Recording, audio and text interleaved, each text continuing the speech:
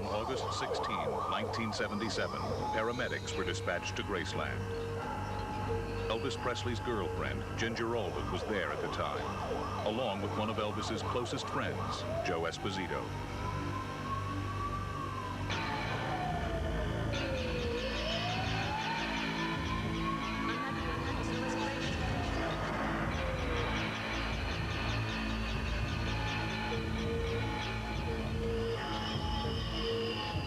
Cool and clammy.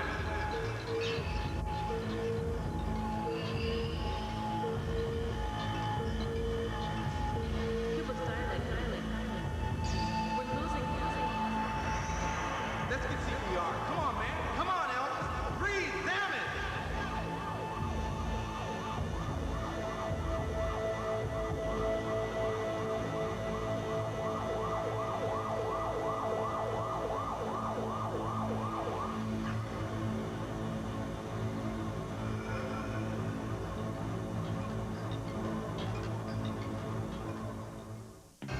Elvis Presley was a legend, beloved by millions.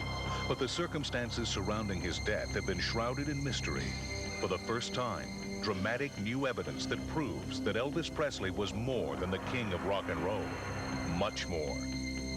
What secret business was Elvis Presley conducting with two different American presidents? Why was Elvis Presley's middle name misspelled on his own grave? Who was this man photographed at Elvis's house 4 months after Elvis allegedly passed away? I started traveling. Who was this mysterious phone caller, captured in a conversation recorded in 1981? Why is Elvis Presley's name found on over 1,400 pages of FBI documents? And why are some of these documents still classified? All this and much more.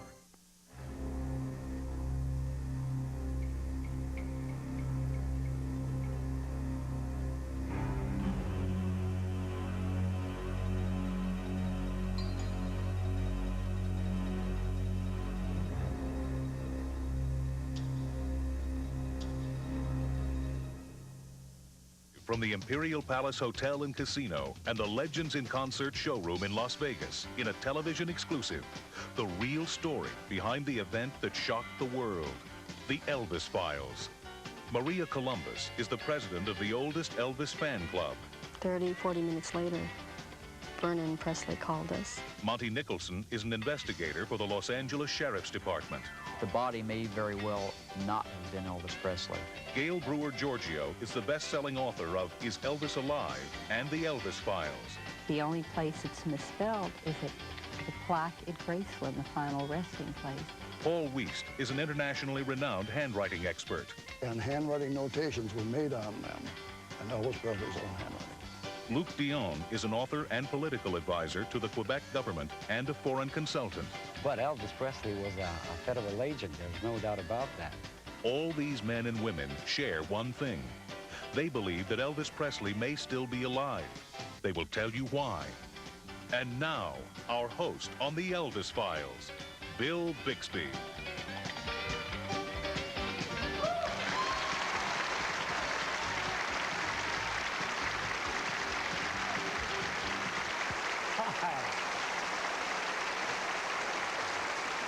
Thank you.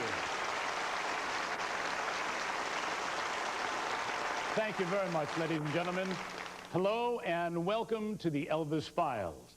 Now, the stage was Elvis Presley's second home. He spent much of his life performing live to millions of his adoring fans. But we're here to look at another side of Elvis.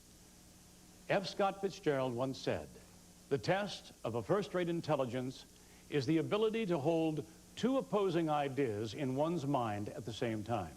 Well, that's what we're asking you to do.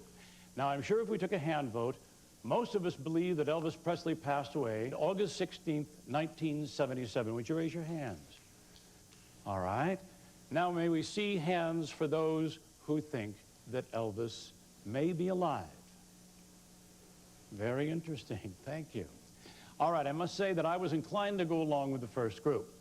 But we think that by the end of our program, you too will be able to hold two opposing ideas in your mind. First, that Elvis Presley passed away in 1977, and secondly, that he still may be alive. Some of the reasons why you might be able to do this are contained right in here. Inside these FBI files is dramatic evidence that there was more to Elvis Presley than meets the eye, much more. These documents prove that Elvis Presley may have had a life or death reason for disappearing from public view. And they also hold information that strongly suggests he was still alive at least 4 years after he was found dead. Now, during this show, we're not going to open any vaults. We're not going to dwell on the Elvis that the world knows so well, the singer, the musician, the actor, and the star. Instead, we're going to show you an Elvis that you never knew before, a man who may have risked everything for the good of his country. We've brought together a panel of experts who think there was a whole lot more to Elvis Presley than meets the eye, and they're going to share what they know with you. But first, we need to go back to that tragic day in August of 1977 when the world learned that Elvis Presley was gone. My father was listening to the radio in the back while he was working, and when he told us, we just stopped and cried. It was unbelievable. He's a guy that shouldn't be dead today. And the radio announced that he had died, and God, we both looked at each other and said, we couldn't believe it, you know.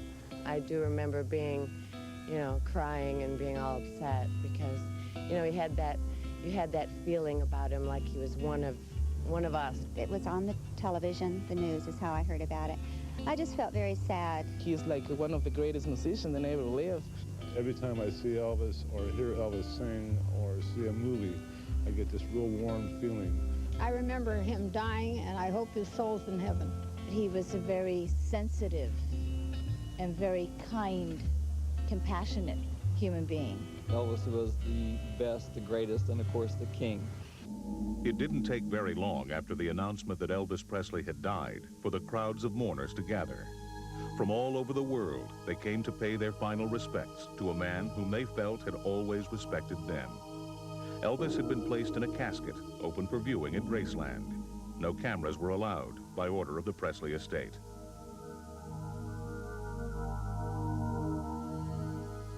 Silently, mourners passed by to say their final farewells. Elvis's cousin, Gene Smith, felt he had to personally say goodbye to the man he had loved so much. When we viewed the body for the last time, I stood there quite a while looking at his hands, and of course he was always breaking bricks with his hands. He had calluses on the bottom of his hand and big old rough-looking knuckles. His nose looked kind of puggy looking, and his right sideburn was sticking out straight out looked about an inch. And his hairline looked as if it had been a hairpiece, something glued on somewhere. It just didn't look right. And his hands was just as smooth as a newborn's baby's behind, and it seemed like it was sweating around his hairline. It could have been sweat, it could have been glue, I don't know. But I just didn't believe it was him. Gene was not the only person who noticed that something seemed odd. Maria Columbus, for 20 years now, the president of the Elvis Presley fan club, also experienced some things out of the ordinary. Now, when I spoke to Maria a few weeks back, she had this to say. Tell me what happened when you learned of Elvis's passing. We were very shocked. And the first thing we did was call Graceland. And we tried to get hold of Elvis's father, but he was obviously busy. And so we left a message to have him call us. And about 30, 40 minutes later, Vernon Presley called us. We told him that we were going to be, flying out there within a couple of hours, and Vernon asked us not to come. But he told us that it was going to be too hectic and too emotional at that time and too busy. He wouldn't be able to really see us, and he said it would be better if we went the week after. Why do you think that Vernon asked you to wait a week before you came there? We thought that perhaps he felt we would have noticed things, you know, little details that weren't right, and we would have questioned them. And maybe it would have caused an embarrassing moment for the family. When you got there, a week later, what was the atmosphere? It was a very carnival atmosphere. We went over to the cemetery. Elvis was in a mausoleum. And there were people selling Cokes and popcorn, and there were people posing with the guards, because they had guards in front of the mausoleum door. We felt nothing of Elvis. And that was carried over a few months later when we got a hold of the inventory of Elvis's estate. It's about 84 pages long. And it felt wrong. There were so many things missing that should have been on there. I mean, personal items that you were aware of? Right. Elvis's diaries were not listed, his journals. There was even a plane missing. He was listed as having 6 or 7 pieces of jewelry, and, you know, I'm sure you know Elvis had more jewelry than that. Oh, yeah. No photographs of his mother listed. None of his daughter. But he had quite a number of photographs of his mother, if I remember correctly. Right. But if it wasn't Elvis Presley in the coffin, then who was it? Someone who might have that answer is Gail Brewer Giorgio. Gail is the author of the best-selling books, The Elvis Files and Is Elvis Alive? Now, here's what she had to say when we spoke last week. Let me ask you a question with regard to your book, The Elvis Files.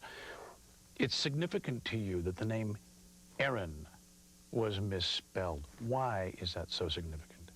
Elvis was born an identical twin. His twin brother, Jesse Garon, died at birth. With great thought and deliberation, Elvis's parents named him Elvis, A-R-O-N, so that whenever Elvis saw the name of Jesse Garon, he'd always know that Aaron was a part of Garon.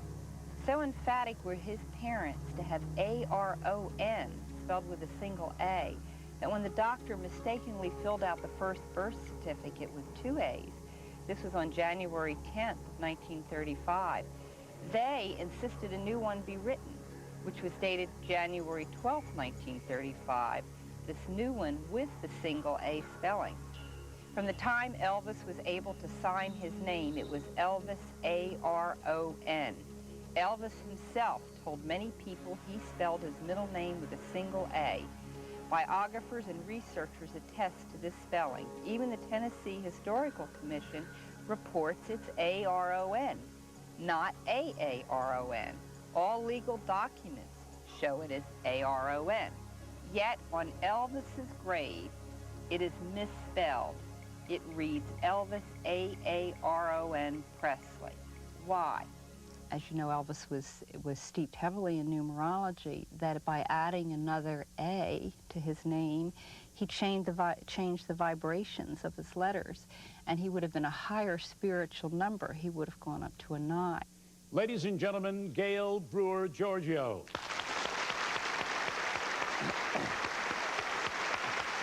Welcome.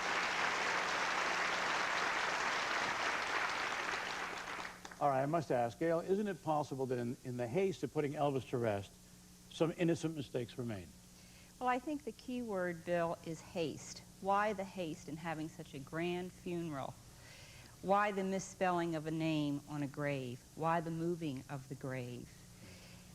That doesn't make sense. And I believe that a lot of these so-called mistakes are clues.